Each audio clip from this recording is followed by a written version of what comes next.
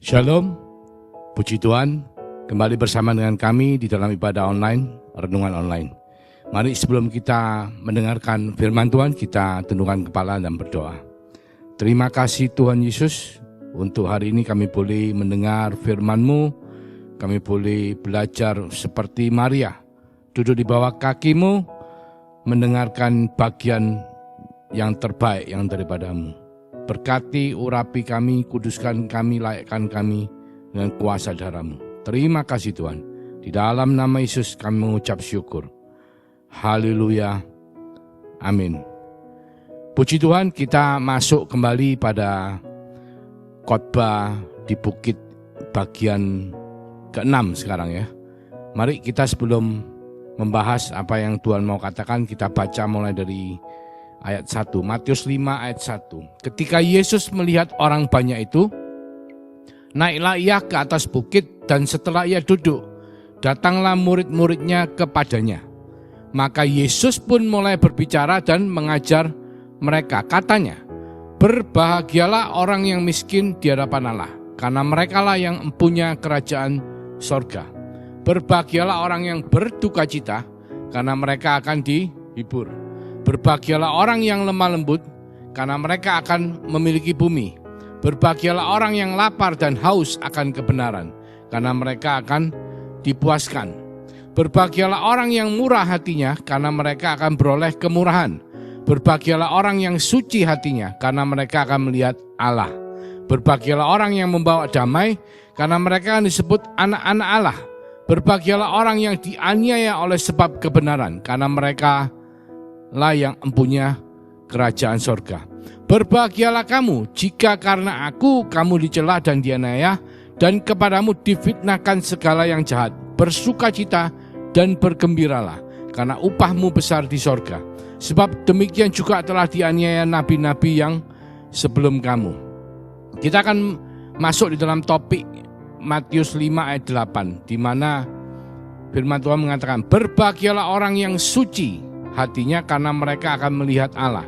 Suci bahasa Yunani adalah kataros, yang artinya clean, bersih, murni, suci, clear.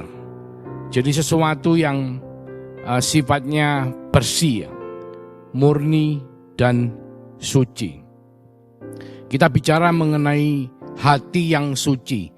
Kita semua tahu ketika kita lahir ke dunia ini sebagai seorang bayi, hati kita masih belum tercemar, masih murni, masih suci, masih putih. Tapi seiring waktu kita bertumbuh dan kita hidup di dunia ini, maka kehidupan di dunia ini lambat laun akan mempengaruhi hati kita.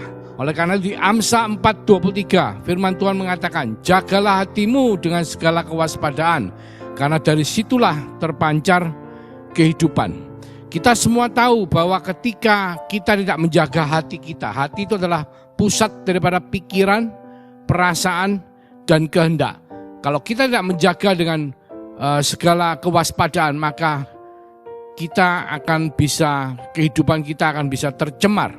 Ketika kita misalnya dalam situasi pandemi COVID, di mana banyak berita-berita yang menakutkan, banyak berita-berita yang menyeramkan, yang seringkali juga belum tentu benar ya, merupakan hoax. Itu membuat kita dipenuhi oleh rasa kekhawatiran, dipenuhi oleh hal-hal yang negatif, sehingga membuat hidup kita menjadi juga tidak bisa positif. Oleh karena itu sangat penting untuk setiap saudara dan saya, kita bisa menjaga hati kita dengan baik, pikiran kita, perasaan kita maupun kehendak kita, supaya baik kehidupan kita. Ada beberapa hal yang kita akan bahas yang tentunya sangat sering mempengaruhi hati kita ya. Yang pertama adalah ketika kita melihat banyak film, banyak bacaan, banyak kejadian di sekitaran kita yang menunjukkan kejahatan, menunjukkan kekerasan, menunjukkan suatu penipuan ya, pembunuhan bahkan, kita akan terpengaruh dalam pengaruh yang tidak baik. Oleh karena itu kalau kita melihat di luar negeri, itu ada satu badan sensor film yang membatasi konten atau isi daripada film yang kita lihat, baik itu film di televisi maupun film-film bioskop, di mana ada batasan umur, ada yang 13 tahun, ada yang 17, 18 tahun, ada yang untuk segala umur. Dan itu sangat membantu kita untuk bisa membatasi, di mana banyak anak-anak muda, anak-anak remaja yang belum waktunya untuk melihat hal-hal yang bisa merusak pikiran mereka, bisa mengganggu hati mereka. Itu bisa membantu setiap saudara dan kita. Puji Tuhan, mungkin di negara kita ada juga yang namanya badan sensor film yang juga membantu masyarakat untuk bisa menentukan tayangan apa yang baik untuk anak-anak khususnya ya. Karena tidak semua tayangan itu boleh dilihat oleh segala umur ya. Apalagi kalau kita bicara mengenai kekerasan, kita bicara mengenai bahasa-bahasa yang tidak baik, kita bicara mengenai kejahatan, di mana kalau anak kecil tidak mengerti apa yang dia lihat, dia bisa ikut meniru. Seperti contohnya film kita semua tahu yang sudah tidak boleh main lagi, film kartun Tom and Jerry, di mana sangat banyak unsur kekerasan, unsur perkelahian yang tidak sengaja ketika anak kecil itu melihat, dia akan membuat pikirannya dipenuhi oleh hal-hal yang menimbulkan kekerasan juga. Jadi itu sesuatu yang harus diwaspadai untuk menjaga hati kita, terutama anak-anak, mulai dari anak-anak remaja. Kita harus sudah membatasi apa yang bisa kita lihat, apa yang bisa dibaca. Juga khususnya hari-hari ini di mana pornografi sangat mudah sekali untuk dilihat ya. Karena adanya internet begitu mudahnya menjangkau setiap daripada kita. Bahkan kadang-kadang banyak dari saudara dan saya tidak mencari pornografi, tapi ada orang-orang yang iseng, ada hal-hal yang membuat akhirnya pornografi itu juga diedarkan ke HP ataupun ke internet komputer yang kita miliki. Jadi hal-hal seperti itu harus kita hindari saudaraku, karena itu akan membuat pikiran kita menjadi tercemar dan akhirnya hati kita tidak bisa menjadi suci. Karena kalau kita tidak suci hatinya, kita tidak akan bisa melihat Allah. Jadi sangat penting sekali hari-hari ini untuk membatasi apa yang bisa kita lihat dan apa yang tidak bisa kita hadapi. Karena seringkali mungkin kita merasa rohani dan kita mengatakan, oh enggak apa-apa, kita lihat sebentar. Tapi itu akan mengganggu hati kita, akan mengganggu pikiran kita, sehingga apa? Kita tidak bisa menjadi suci hatinya. Karena kalau kita tidak suci hatinya, kita tidak bisa melihat Allah. Yang ketiga adalah bagaimana kita bisa menjaga hati kita adalah kita jangan memberhalakan, atau kita bicara idolatry. Memberhalakan itu bisa banyak hal, saudara. Kalau kita bicara patung, kita membuat patung, kita menyembah patung ya. Itu namanya berhala. Tapi hari-hari ini seringkali hobi juga bisa menjadi sebuah berhala, di mana kita menganggap hobi kita itu sangat penting sekali. Kebiasaan-kebiasaan yang membuat kita menjadi senang itu menjadi sesuatu yang sangat penting, sehingga kita rela untuk melakukan banyak hal, sehingga sifatnya bisa menjadi seperti berhala. Bahkan Mammon adalah berhala yang sangat populer pada hari-hari akhir, di mana begitu banyak daripada kita rela untuk bersusah payah mencari Mammon, memberhalakan Mammon, supaya bisa mendapatkan Mammon dalam jumlah yang banyak. Idolatry atau pemberhalaan itu sesuatu yang bisa mengganggu hati kita. Di Mazmur 115 ayat 8 dikatakan, seperti itulah jadinya orang-orang yang membuatnya dan semua orang yang percaya kepadanya. Jadi kalau kita memberhalakan sesuatu, saudara, itu sama seperti kita membuat patung. Kita misalnya memberhalakan keluarga kita. Kita menganggap keluarga kita di luar, di atas segala-galanya, bahkan di atas kepentingannya, di atas untuk Tuhan. Dan itu adalah sebuah berhala yang tidak berkenan, bahkan bisa merusak hati kita, membuat hati kita tidak menjadi suci, saudaraku. Jadi sangat penting sekali untuk saudara dan saya bisa menjaga hati kita dari kehidupan di dunia di sekeliling kita, tayangan yang masuk melalui mata kita, pendengaran-pendengaran kita mendengarkan hal-hal yang baik, juga kehidupan pergaulan kita, orang-orang di sekeliling kehidupan kita juga haruslah orang yang baik. Bahkan pemberhalaan atau idolatry itu harus kita hindari. Seringkali secara tidak sadar kita bisa membuat hobi kita menjadi berhala, kita bisa membuat pekerjaan kita menjadi berhala, kita bisa membuat keluarga kita menjadi berhala. Ingat saudaraku bahwa Tuhan tidak boleh dan tidak mau dinomorduakan. Kita harus menomorsatukan Tuhan. Karena ketika kita menomorsatukan Tuhan, maka sesuatu yang kita nomorsatukan itu yang menjadi berhala dalam kehidupan kita. Dan itu semua akan merusak hati kita, akan merusak pikiran kita, akan mengganggu perasaan dan kehendak kita. Pertanyaannya adalah, bagaimana membersihkan hati yang sudah tercemar atau membersihkan hati yang belum suci? Kita lihat bahwa ada beberapa poin yang kita akan bicarakan. Kita lihat bahwa ketika di Kejadian 3, si jahat ular itu dikutuk oleh Tuhan. Karena ular menipu Hawa untuk memakan buah pengetahuan baik dan buruk. Dan ular dikutuk oleh Tuhan bahwa dia akan merayap dengan perutnya dan akan makan debu dan tanah. Dan sedangkan kita semua tahu, dalam adat Yahudi, bangsa Yahudi ketika mereka mau masuk ke dalam ruangan, mereka harus membasuh kaki mereka. Kenapa? Karena pada hari-hari itu, zaman Perjanjian Lama, ketika orang berjalan, maka kaki mereka akan cenderung berdebu. Karena kasut mereka bukanlah kasut atau sepatu yang kita pakai hari-hari tertutup semua. Dan jalanan zaman itu tidak seperti jalan sekarang yang pakai aspal dan paving, tapi jalannya sangat berdebu. Dan sehingga ketika seseorang melakukan perjalanan, maka dapat dipastikan kakinya akan menjadi kotor dan berdebu. Sedangkan kita semua tahu bahwa ketika Tuhan mengutuk ular atau si iblis, bahwa debu dan tanah akan menjadi makanan mereka. Dan ketika kita berjalan di dunia ini dan kaki kita berdebu dan kita tidak membasuh dengan air, maka kita akan rentan menjadi target atau menjadi sesuatu yang membuat iblis mematuk tumit kita. Karena apa?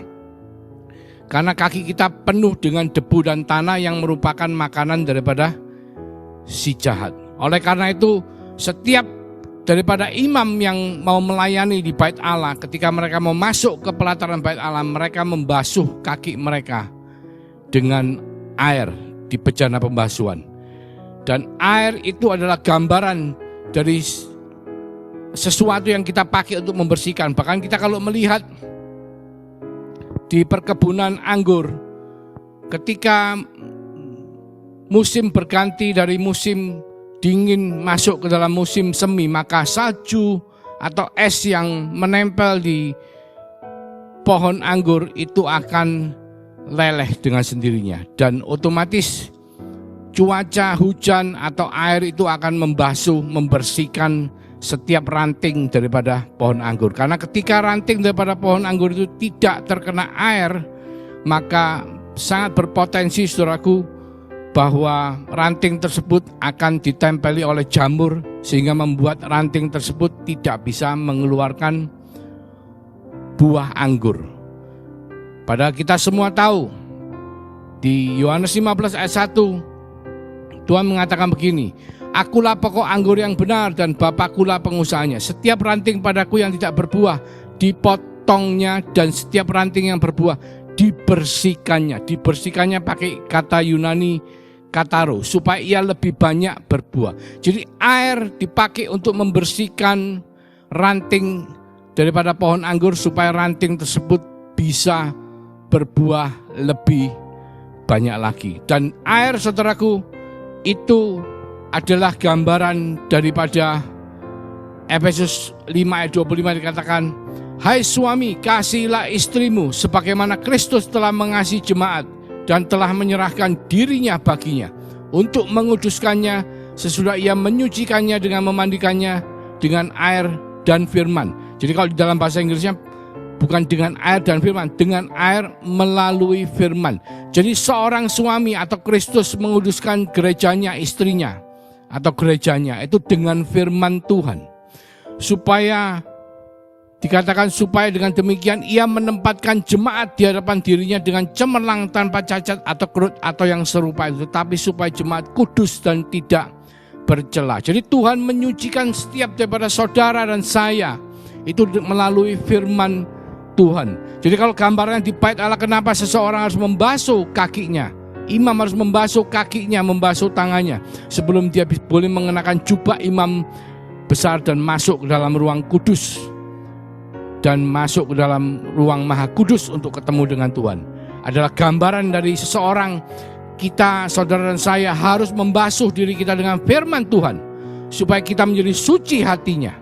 Seperti yang Tuhan katakan, dengan cemerlang tanpa cacat atau kerut yang atau serupa itu, tetapi supaya jemaat kudus dan tidak bercela. Jadi firman Tuhan, firman yang kita renungkan siang dan malam, firman yang kita baca, firman yang kita dengarkan, firman yang kita lakukan dalam kehidupan kita, itu akan membuat kita suci, kudus, tanpa cacat. Karena hanya firman yang sanggup membasuh kehidupan saudara dan saya. Matius 5 ayat 8 dikatakan, berbahagialah orang yang suci hatinya karena mereka akan melihat Allah. Kita kalau melihat di skemanya bait Allah, bahwa ketika kita masuk, kita membuka pintu gerbang bait Allah dengan ucapan syukur. Kita masuk ke dalam pelatarannya, kita menemukan korban mezbah bakaran. Kita juga menemukan bejana pembasuhan yang berisi air, di mana seorang imam harus membasuh kaki dan tangannya untuk bisa mengenakan jubah imam. Dan air itulah gambaran dari firman Tuhan. Ketika kita membasuh kehidupan kita dengan merenungkan firman Tuhan, kita mendengarkan firman Tuhan, kita membaca firman Tuhan, kita melakukan firman Tuhan, maka firman itu akan menyucikan setiap saudara dan saya supaya kita layak untuk mengenakan jubah imam dan kita masuk ke dalam ruang kudus, yang mana tirai daripada bait Allah di ruang kudus yang memisahkan ruang kudus dengan ruang maha kudus telah terbelah menjadi dua dari atas ke bawah karena kematian Kristus Yesus di atas kayu salib. Maka ketika kita masuk ke dalam ruang kudus dan kita menghampiri tahta Allah, kesucian kita oleh karena firman Tuhan akan membuat kita melihat Allah, ketemu dengan hadirat Allah. Karena itulah yang firman Tuhan katakan. Ketika kita melakukan perenungan firman Tuhan, ketika kita melakukan firman Tuhan dalam kehidupan kita, ketika kita mendengar firman Tuhan, maka firman itu akan menyucikan hati kita. Dan berbahagialah saudara dan saya yang suci hatinya, karena kita semua akan melihat Allah. Kita harus hidup di dalam Kristus, saudaraku. Di 1 Yohanes 1 ayat 7-9 dikatakan begini, tapi jika kita hidup di dalam terang sama seperti Dia ada di dalam terang, maka kita beroleh persekutuan seorang dengan yang lain, dan darah Yesus anaknya itu menyucikan kita daripada segala dosa. Jika kita berkata bahwa kita tidak berdosa, maka kita menipu diri kita sendiri dan kebenaran tidak ada dalam kita. Jika kita mengaku dosa kita, maka Ia adalah setia dan adil, sehingga Ia akan mengampuni segala dosa kita dan menyucikan kita dari segala kejahatan. Jadi selain daripada merenungkan firman Tuhan, selain daripada mendengarkan firman Tuhan, selain daripada melakukan firman Tuhan, kita juga harus tidak lupa untuk introspeksi dan mengaku dosa-dosa kita di hadapan Tuhan. Supaya dengan itu, maka Dia akan mengampuni segala dosa kita dan menyucikan kita dari segala kejahatan. Memang Yesus telah mati di atas kayu salib, dan cuma sekali untuk selama-lamanya, sehingga saudara dan saya dosa-dosanya telah diampuni. Bahkan dosa-dosa sampai masa depan kita semua telah diampuni oleh Tuhan. Tapi bukan berarti kita tidak mengaku dosa di hadapan Tuhan, karena tidak ada satu pun dari antara kita yang kebal daripada dosa. Tetapi semua daripada kita adalah orang-orang berdosa. Maka Dia mengatakan, jika kita mengaku dosa kita, maka Ia adalah setia dan adil, sehingga Ia akan mengampuni segala dosa kita dan menyucikan kita dari segala kejahatan. Pengakuan dosa dengan cara kita melihat hukum Taurat sebagai cermin daripada kehidupan kita. Apakah kita sudah benar di hadapan Allah? Ketika kita melihat bahwa diri kita tidak benar, kita mengaku dosa dan kita bertobat, maka Dia yang setia dan adil akan mengampuni segala dosa kita dan menyucikan kita dari segala kejahatan. Berbahagialah saudara yang suci hatinya, karena kita akan melihat Allah. Mari kita berdoa. Terima kasih Tuhan Yesus, mengingatkan setiap daripada kita untuk selalu merenungkan firman-Mu, mendengarkan firman-Mu, melakukan firman-Mu. Juga mengingatkan setiap daripada kita untuk selalu membuat hukum Taurat sebagai cermin dalam kehidupan kita. Sehingga ketika kita melihat ada dosa-dosa atau hal-hal yang tidak berkenan di hadapan-Mu Tuhan, maka kita akan mengaku dosa kita dan kita akan minta ampun. Maka Engkau yang setia dan adil akan mengampuni dosa kita dan menyucikan kita dari semua kejahatan kita. Karena dengan suci hatinya, maka saudara dan saya, kita semua akan bisa melihat Allah. Terima kasih Tuhan, biarlah berkat yang Kau limpahkan melalui kasih karunia pada Tuhan Yesus Kristus akan melimpahi kehidupan setiap saudara dan saya. Sehingga hari ini, baik di masa depan sampai Yesus Kristus datang untuk kedua kalinya, hidup saudara dan saya boleh menjadi berkat, memberitakan Injil, memberkati bangsa-bangsa. Dan kami semua yang percaya Tuhan, di dalam nama Yesus Kristus sama-sama mengatakan amin. Tuhan Yesus memberkati.